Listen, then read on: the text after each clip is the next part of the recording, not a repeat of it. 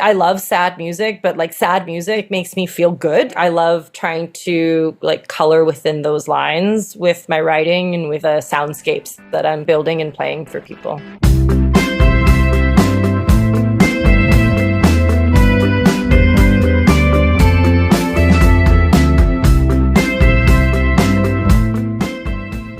I'm Eric Chan, and you are listening to Inlet Wire, your direct line to BC artists.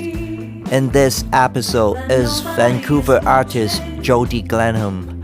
We talked about her EP Still Here, her self-production process, her songwriting, and her video collaborations. So let's wire in. So the EP is called Still Here.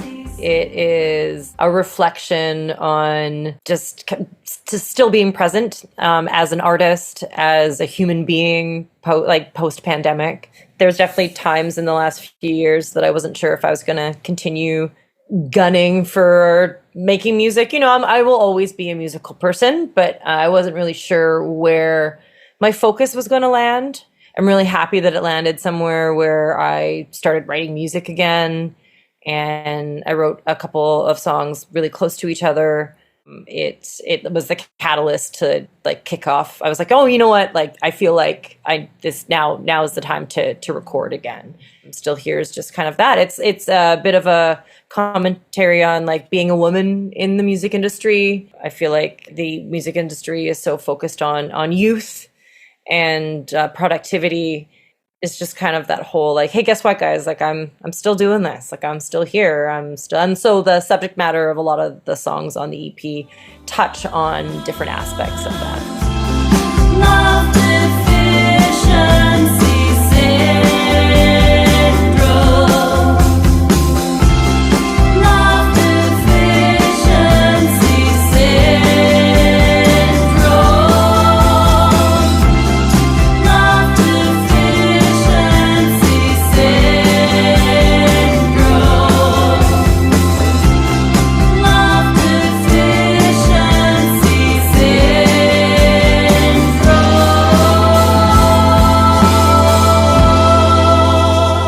Still Here starts from a feeling, but it also sounds like a marker in time. The Local is a song that I wrote about 15 years ago from the perspective of somebody who was older. And so it's interesting to be playing, like to have that in our live set now. And I'm closer to the age of that person that I was imagining, which is kind of interesting. And that's a theme in the EP as well, is just, it's like a gentle reflection on aging. It's okay to get older and get better, and hopefully get better. Hopefully get better and not get bitter is the thing, is the key, right?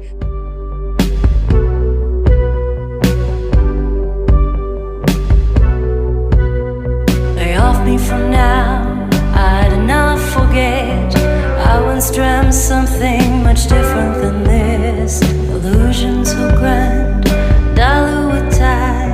Our need to be happy, we find what we find. So let it keep raining. I'm soaked to the bone.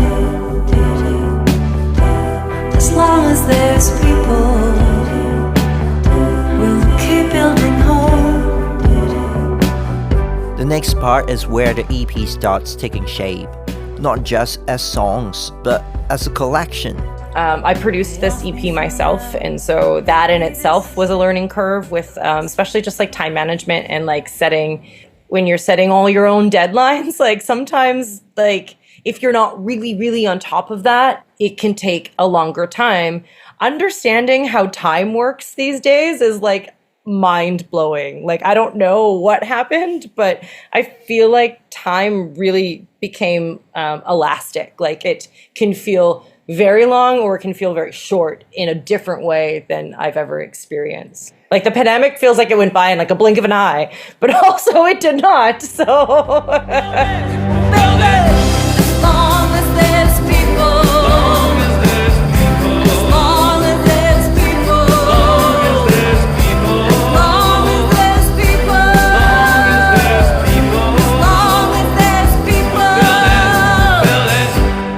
that shift also changed the studio process. And once she took on more of that role, the bigger change was in how decisions got made. I mean, I really enjoyed being able to trust that my ideas were good.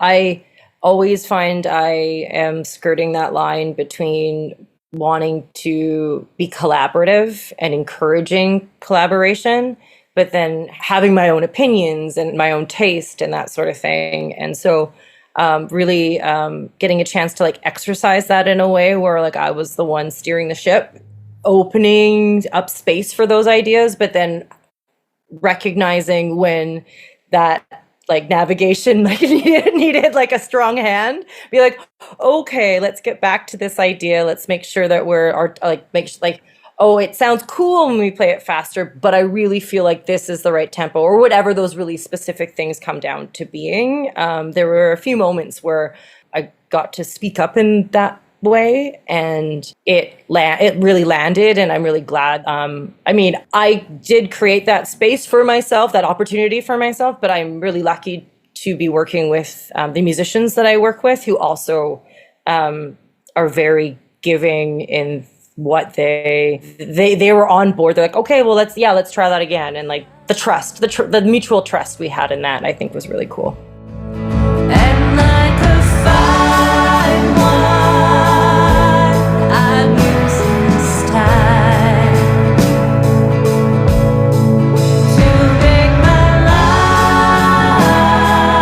life about me. That same tension is there in the writing too, between instinct and practice. What's really nice is like I have learned through many years of songwriting that my productivity is directly affected by how much time I give myself to be productive, if that makes sense. Like I've been doing this for a long time, and so like I can sit down and write a song in an afternoon, and if I give myself the time. And the real challenge is obviously like giving yourself the time, like actually putting those hours in your schedule and making time for your art. You know, I do think that there is a bit of like a romanticism around, I'll just be like grabbed by the inspiration. And absolutely that does happen. But I do think like things like songwriting can also be like it's a skill. It's a trade, you know, like you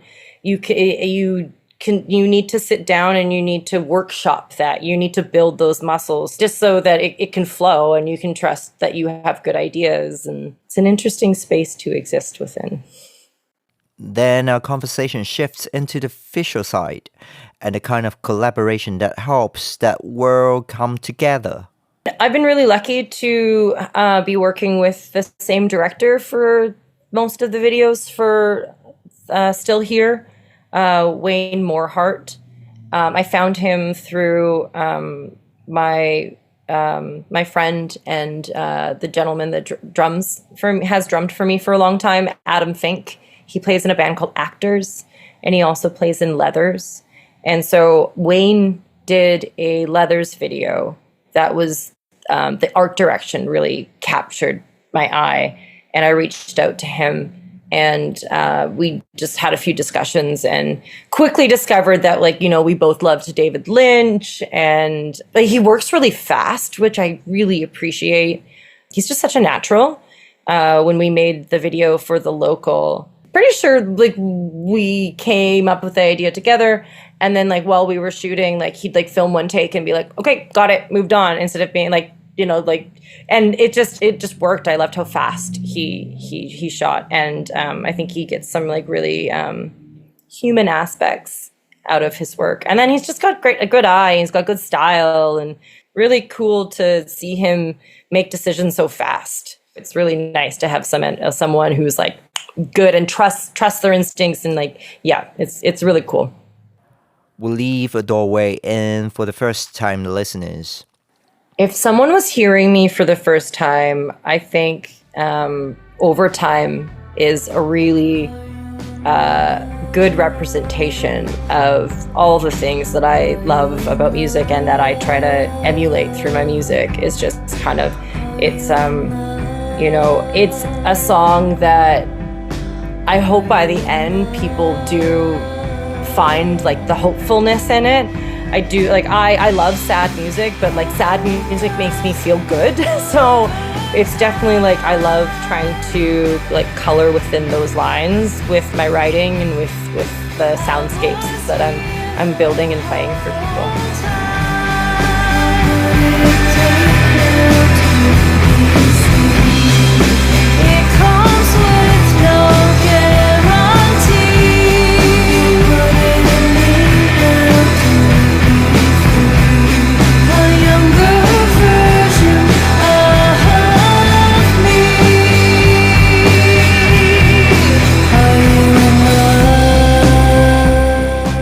And that was Jody Glenham.